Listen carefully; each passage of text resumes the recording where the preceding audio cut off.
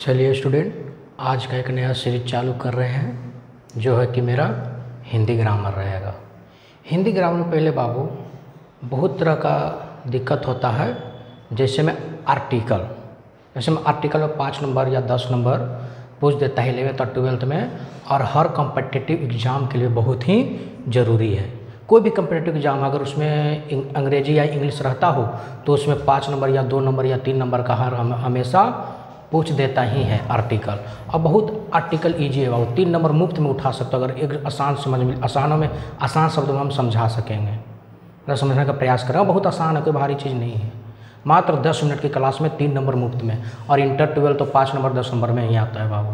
तो चलो बिना समय व्यतीत करते हुए अब डायरेक्ट टॉपिक पे आते हैं। तो पहले आर्टिकल है बाबू। तो आर्टिकल कहते किसे हैं? तो जैसा भ्रम है कि बुक में भी पढ़ेगा कि ए एन अद्य या दी को आर्टिकल कहते हैं। बुक में मिलेगा, हर एक वीडियो देखेगा तो यही मिलेगा। इसको आर्टिकल बोल देंगे बाबू। मतलब जिसमें ए एन दी को लगा देंगे उसको आर्टिकल कहते हैं। इसको क्या कहते हैं? आर्टिकल कहते हैं। हर एक बुक में भी यही मिलेगा तुमको, और वीडियो में यही मिलेगा। लेकिन हम इसको आराम से समझने का प्रयास करेंगे छोटे छोटे टुकड़ों में। तो पहले बाबू आर्टिकल पढ़ने से पहले हमको कुछ का जानकारी होना चाहिए, तब एक्यूरेट एकदम सही एकदम होगा। गलत होने का सवाल ही पैदा नहीं होता है। तो पहले हम समझने का प्रयास करेंगे कि आर्टिकल पढ़ने से पहले हमको क्या क्या चीज़ का जानकारी होना चाहिए। तो पहले हमको नाउन के बारे में जानकारी होना चाहिए बाबू। क्या चीज़ के बारे में? नाउन के बारे में।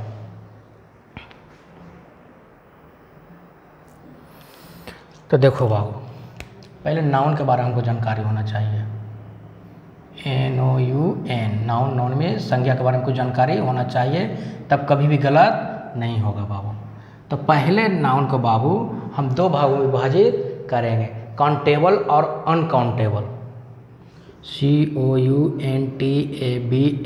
काउंटेबल, और एक होता है अनकाउंटेबल। अनकाउंटेबल नाउन, ठीक है बाबू। ये तो पता है कि काउंटेबल मतलब जिसे गिन सकते हैं, अनकाउंटेबल जिसे गिन नहीं सकते हैं, उसे तो बोलते हैं बाबू। अब यहाँ पर विभाजित करेंगे बाबू काउंटेबल में 2। अगर ये चीज़ समझ में आ गया तो पूरा चीज़ बनेगा। काउंटेबल में आता है बाबू सिंगुलर, एक होता है प्लूरल, PLURAL। इसका मतलब होता है बाबू एक, और इसमें होता है एक से अधिक। एक से अधिक, यही समझने का प्रयास करेंगे। अगर ये समझ में आ गया तो आर्टिकल में दम ही नहीं रहेगा, आर्टिकल तुरंत बन जाएगा। तो समझने का प्रयास करते हैं बाबू। पहले नाउन मतलब क्या? 2 को, काउंटेबल और अनकाउंटेबल में विभाजित किया बाबू। और फिर काउंटेबल को 2 भागों में विभाजित किया बाबू, सिंगुलर और प्लूरल। काउंटेबल मतलब होता है जिसे हम गिन सकते हैं, अनकाउंटेबल जिसे हम गिन नहीं सकते हैं। सिंगुलर मतलब होता है जिसमें एक का बोध हो, और प्लूरल मतलब होता है एक से अधिक का बोध हो, उसे हम क्या बोलते हैं बाबू? प्लूरल। और अनकाउंटेबल बाबू जिसे हम गिन नहीं सकते हैं। तो चलिए एग्जाम्पल समझते हैं, कोई टेंशन नहीं, इसे समझ में नहीं है तो एग्जाम्पल समझने का प्रयास करें। जैसे एग्जाम्पल लेते हैं बाबू चेयर। क्या बाबू? CHAIR, chair. तो चेयर का मतलब वो एक चेयर बाबू। अब इसको हमको प्लूरल बनाना हो, क्या बनाना हो? प्लूरल, यानी एक वचन से बहुवचन। तो क्या इसमें लगा देंगे बाबू? CHAIRS। तो ये क्या हो गया बाबू? एक से अधिक हो गया ना, क्योंकि एस जुट गया, यानी कई चेयरों का, ये कईयों कुर्सियों का बात हो रहा है।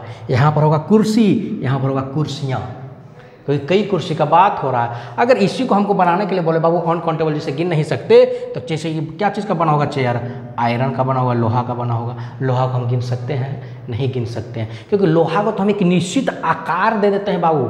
उस आकार के रूप में जैसे बेंच बनाए तो बेंच को गिन सकते हैं, क्योंकि एक आकार दे दिए। लोहा को कोई बर्तन बनाते हैं या कोई पार्ट बनाते हैं तो उसको आकार देते हैं, लेकिन ऐसे लोहा को गिन सकते हैं? उसको पिघला कर एक बनाते हैं, ढाल उल कर, तो उसको आकार देते तब गिना जाता है। लोहा नहीं गिना जाता है। फिर आता है वुड, मतलब लकड़ी। लकड़ी को हम कैसे गिन सकते हैं बाबू? जैसे एक बड़ा सा लकड़ी है, अब उसको हम कैसे गिन सकते हैं? उसको आरा मशीन में लेके जाएंगे, उसको 10 बाई या कुछ मतलब इंच टाइप का करेंगे तब नहीं गिन पाएंगे। ऐसे गिन पाएंगे इसमें कितना पटरा निकलेगा, अंदाज़ा लगा सकते हैं। अब वो कंफर्म नहीं होगा, इसलिए हम लकड़ी को भी गिन नहीं सकते। एग्जाम्पल लेते हैं अगला बाबू पेन। पेन मतलब कलम, यहाँ पर इसको प्लूरल बना चेक करेंगे बाबू, पेन्स मतलब कलमें। अब इसके अंदर क्या रहता है बाबू? इंक। इंक रहता है, नहीं इंक को हम गिन सकते हैं? नहीं गिन सकते हैं, सिर्फ माप या तौल सकते हैं, गिन तो नहीं सकते। अब दूसरा एग्जाम्पल लेते हैं बाबू एप्पल। क्या एग्जाम्पल लेते हैं बाबू? APPLE, एप्पल मतलब एक सेब, और एप्पल्स APPLES, एप्पल्स मतलब सेवें, मतलब कई सेब। एक होता है बाबू चलिए इतना ही बहुत है। अगर ये आपको समझ में आ गया तो समझने का प्रयास करता है अब क्या, आर्टिकल। ठीक बाबू, हमको लग रहा है कि इतना हम समझा पा चुके हैं। बस यही समझना था, कोई बड़ी भारी चीज़ नहीं है। आर्टिकल मुफ्त में नंबर आप उठा सकते हैं अगर थोड़ा सा भी समझ लें, 10 मिनट समय दे दे तो।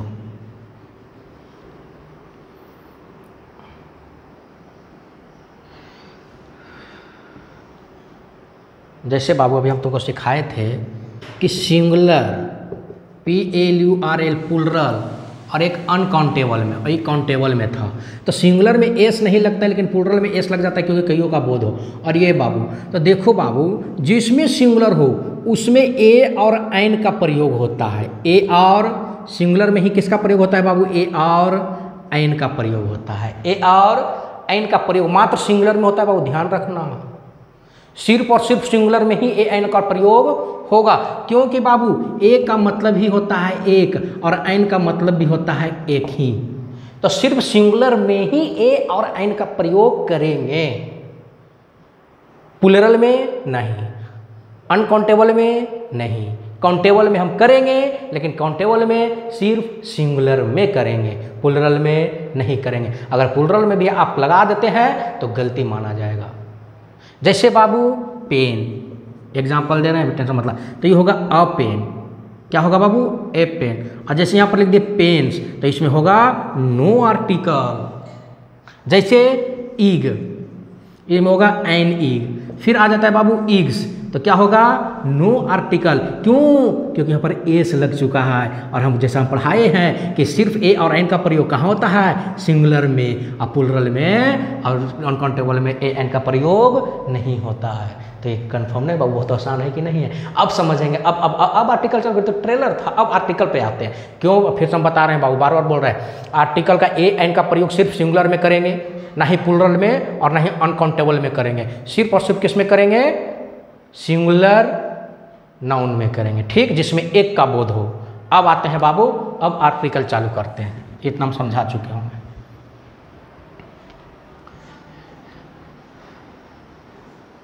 अब देखो बाबू, आर्टिकल आखिरकार किससे कहते हैं। तो आर्टिकल ए एन डी को, जैसे बुक में लिखा होता है, ए एन और द या दी को आर्टिकल कहते हैं। तो आर्टिकल को हम दो भागों में बांट कर पढ़ेंगे बाबू, ARTICLE। आर्टिकल को हम दो भाग में बांटेंगे।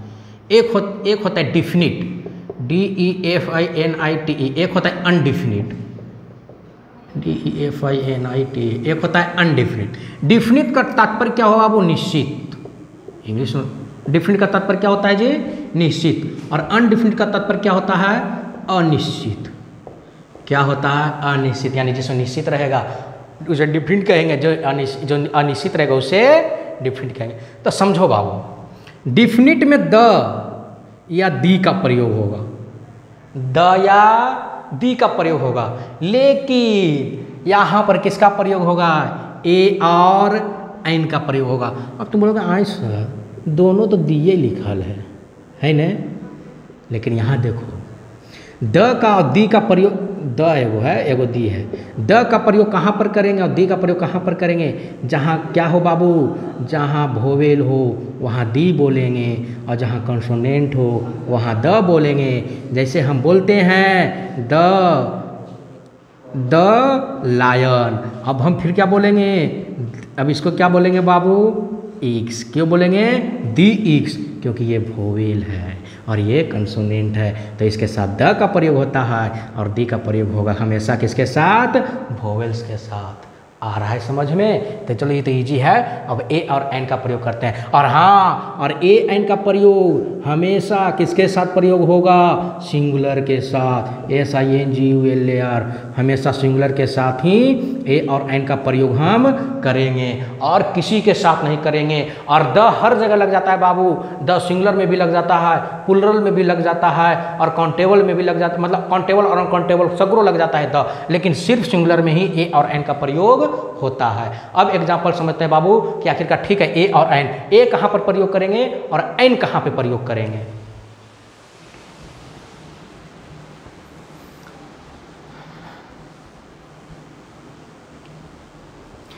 चलिए अब समझने का प्रयास करेंगे, ए कहां पे लगाएंगे और एन कहां पे लगाएंगे।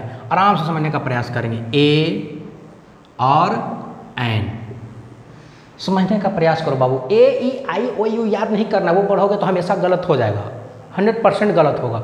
हमको क्या याद करना है, तुमको पता होगा वोवेल कॉन्सोनेंट, पता है नहीं कि नहीं है? तो देखो बाबू, जिसमें तुम्हारा आ ई आता है, अ आ ई से लेके अंगा तक जिन शब्द को उच्चारण में आ जाए उसमें ऐन का प्रयोग करेंगे, और जिन वर्गों में क ख ग घ से लेके ज्ञांगी तक उसमें ए का प्रयोग कर देंगे, ए का प्रयोग कर देंगे। नहीं समझ में आया? कोई बात नहीं, एग्जाम्पल समझने का प्रयास करते हैं।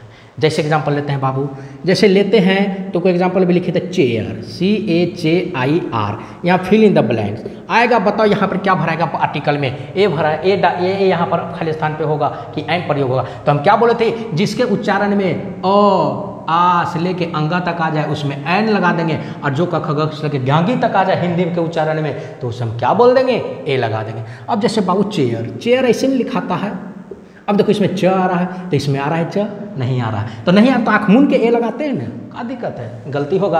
अब तुम्हारे इसी चेयर को CHAIRS आ जाए, अब बोलेगा ये आर्टिकल क्या भराएगा? तो कुछ नहीं होगा। क्यों? क्योंकि ए और एन का हम बताए थे कहाँ लगेगा, क्या लगेगा, सिर्फ सिंगुलर के साथ लगेगा, और ये सिंगुलर है नहीं, तो यहाँ पर तुम्हारा ऑप्शन में डी रहेगा, नो आर्टिकल। तो यहाँ पर क्या होगा, नो आर्टिकल। अब फिर समझते हैं बाबू, जैसे तुम्हारा ईग रहेगा, क्या रहेगा, ईग। अब तुमको हम क्या बताए थे कि एन का प्रयोग कहाँ करना है, तो पहले तुम ये याद रखेगा, अगर ई आ जाएगा तो आ ई अंगा तक याद है, बाकी ई उच्चारण नहीं आ रहा तो ए लगा देंगे, सिर्फ ई खाली याद रखो, सिर्फ अ आ ई उ। तो देखो तो बाबू ईग, ईग लिखो तो ऐसे लिखाता है, देखो तो ई आ रहा है, तो ई अगर ई आ रहा है तो यहाँ पर एन नहीं हो जाएगा, बहुत भारी चीज़ है, हैं? अब तुम कहेगा आए भैया ई भी तो हम सही कह लिया है कि ए ई आई ओ यू, अगर ई वाला इतना का जरूरी करना है, ई वाला ई है तो ई वाला ई है तो यहाँ पर एन लगा देंगे। नहीं बाबू, अब एग्जाम्पल समझते हैं, मेन क्या देते हैं। जैसे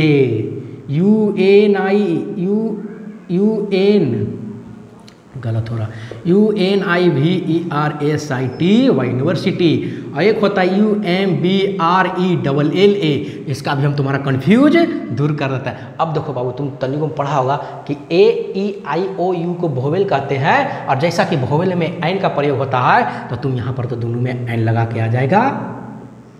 अब तुम्हारा यहाँ पर गलत हो जाता है। कैसे गलत होता है समझने का प्रयास करते हैं।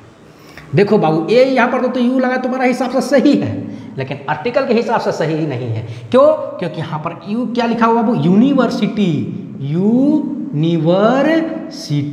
अब देखो तो बाबू यहाँ पर य का उच्चारण हो रहा है और आई में कहीं आ रहा है, नहीं आ रहा है, तो यहाँ पर एन का प्रयोग नहीं होगा, यहाँ हमेशा क्या का प्रयोग होगा, ए का प्रयोग होगा।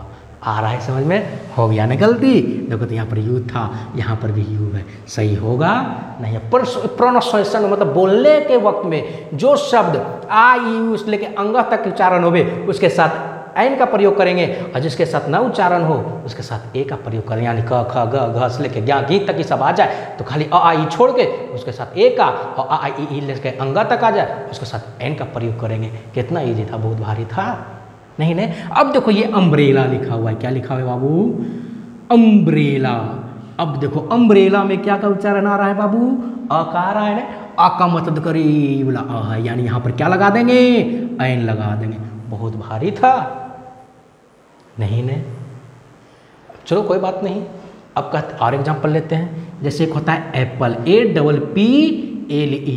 देखो तो एप्पल ऐसे नहीं लिखते हिंदी में, क्या चीज़ आ रहा है, आई वाला ए आ रहा है ना, तो इसमें एन हो जाएगा कि नहीं हो जाएगा। जैसे एग्जांपल लेते हैं स्कूल।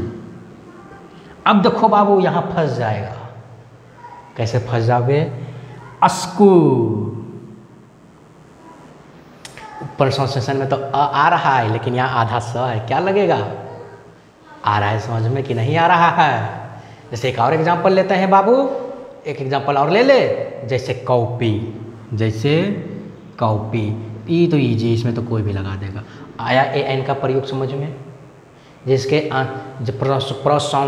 प्रोनाउंसिएशन में मतलब बोलने के वक्त जब ओ आ ई उ ए ओ अंग अ का उच्चारण हो जाए, इसमें से कोई भी एक का उसके साथ एन का प्रयोग कर देंगे, और जिसमें इसका उच्चारण ना हो उसमें ए का प्रयोग कर देंगे। अब आता है एगो मेन का, जहाँ 10 अगरो लग जाता है ना, तो चलो समझते हैं बाबू। देखो द कहाँ पर प्रयोग करेंगे बाबू, इसका तात्पर्य, द का तात्पर्य बताए थे डिफिनिट में होता है। ई अनडिफिनिट मतलब ई अनिश्चित है, और डिफिनिट मतलब निश्चित है। जैसे कहाँ यूज करेंगे, जैसे समूह का बोध हो, क्या बोध हो बाबू, समूह का बोध हो, उसमें द का प्रयोग करेंगे। जैसे United state of kingdom, America में कभी द नहीं लगेगा, इंडिया में कभी द नहीं लगेगा, कोई भी देश में नहीं लगेगा। जब एक संघ का बात हो तब द लग जाएगा। क्यों? क्योंकि अमेरिका में कभी द नहीं लगेगा बाबू, AMERIC, अमेरिका में कभी नहीं होगा द अमेरिका, इंडिया में कभी नहीं होगा द इंडिया। कब होगा? यूनाइटेड स्टेट ऑफ अमेरिका रहता है तब द का प्रयोग हो रहा है, क्योंकि यूनाइटेड स्टेट ऑफ अमेरिका में कई देशों का सम्मिलित है, इसीलिए तो इसमें लगाया जाता है द। जैसे नदियाँ, नदियों भी कई नदियों का तो सम्मिलित रहता है बाबू। नदियाँ एक निश्चित जगह है, वो स्थान बदलेगा नहीं बदलेगा, तो इसलिए उसमें द लगाते हैं। तो हम आपको एक ट्रिक दे देते हैं, हमेशा 4-5 चीज़ याद कर लेना। क्या चीज़? नदियों में हमेशा द लगेगा, यूनाइटेड स्टेट ऑफ अमेरिका ये सब में हमेशा द लगेगा। और एग्जांपल ले ले बाबू, झील, पर्वत, और एक बाइबल जिसको बोलते हैं ग्रंथ, हर धर्म का ग्रंथ हो उसमें भी द लगेगा। बस यही 4-5 चीज़ में क्या लगेगा बाबू, माउंटेन, पहाड़ जिसको बोलते हैं उसमें भी हमेशा द लगेगा, क्योंकि डिफरेंट वो निश्चित है, कभी ना परिवर्तन कभी नहीं होगा। आ गया समझ में? चलो अब फिर से रिवीजन करते हैं बाबू। लास्ट में A&D को आर्टिकल कहते हैं। आर्टिकल के 2 भागों में हम बांट कर देखते हैं, डिफिनिट और अनडिफिनिट। डिफिनिट में द या दी का प्रयोग करते हैं। द का वहाँ प्रयोग करते हैं जहाँ वोवेल का नहीं गुजारा हो, जहाँ पर वोवेल का प्रोनाउंसिएशन माता यानी बोलने के जो वोवेल का उच्चारण हो वहाँ दी का प्रयोग करते हैं। डिफिनिट और इनडिफिनिट, डिफिनिट में ए और एन का प्रयोग करते हैं। ए एन का प्रयोग सिर्फ सिंगुलर में होता है, प्लुरल और अनकाउंटेबल में नहीं होता है। आ रहा है समझ में कि नहीं आ रहा है? आ रहा है ना? आ गया। और यही तो होना था। और द का प्रयोग कहाँ पर करेंगे? डिफिनिट करेंगे। जैसे में कोई धार्मिक ग्रंथ किताब है, जैसे कुरान, भगवत गीता, महाभारत, इस समय हमेशा द लगेगा, क्योंकि सब निश्चित है ना बाबू। अब दूसरा माउंटेन, पहाड़ भी निश्चित है, नदियाँ, ये सब भी निश्चित है। मतलब कोई तरह का एक समूह का बोध हो वहाँ पर द लगाना बहुत जरूरी है। और द भी बता दी उपयोग, ए और एन का भी प्रयोग बता दी। जिनमें कभी गलत होगा, अगर थोड़ा 10 मिनट आप समय दे दे तो 5 से 10 नंबर मुफ्त में आप उठा सकते हैं। आया आपको समझ बाबू? अगर आपको अच्छा वीडियो लगता है तो कृपया कर शेयर करें, और अगर आप और हमको प्रभावित करें कि और हम वीडियो अच्छा डालने का प्रयास करेंगे। अगर आपको अच्छा लगता है तो कमेंट कीजिए, इसका अगला पार्ट भी डालेंगे। और सोने टेंस का भी हम चालू कर दें, क्योंकि टेंस भी अच्छा खासा नंबर पूछता है। ग्रामर पूरा पढ़ाएंगे बाबू, अगर अच्छा से आप लोग का प्यार मिलता रहे तो ग्रामर पूरा हम पढ़ा देंगे। जैसे मैं पढ़ा भी, क्या क्या पढ़ाया आपको? हिस्ट्री पढ़ाए हैं, भले हिस्ट्री नहीं, अभी ज्योग्राफी का संसाधन का पाठ हुआ, फिर व्याकरण का पाठ हुआ। आज देखो आर्टिकल चालू कर दिए। अब थोड़ा देर में ही एक हिस्ट्री का भी वीडियो डालेंगे। एकदम कोई निश्चित होके एकदम 0 लेवल से लेकर अपर लेवल तक पढ़ाएंगे, उसके लिए टेंशन एकदम मत लेना, क्योंकि कंपटीशन में भी क्वेश्चन ना सॉल्व होगा तब हमको बोलना। चलते बाबू, मिलते हैं नेक्स्ट क्लास में। जय।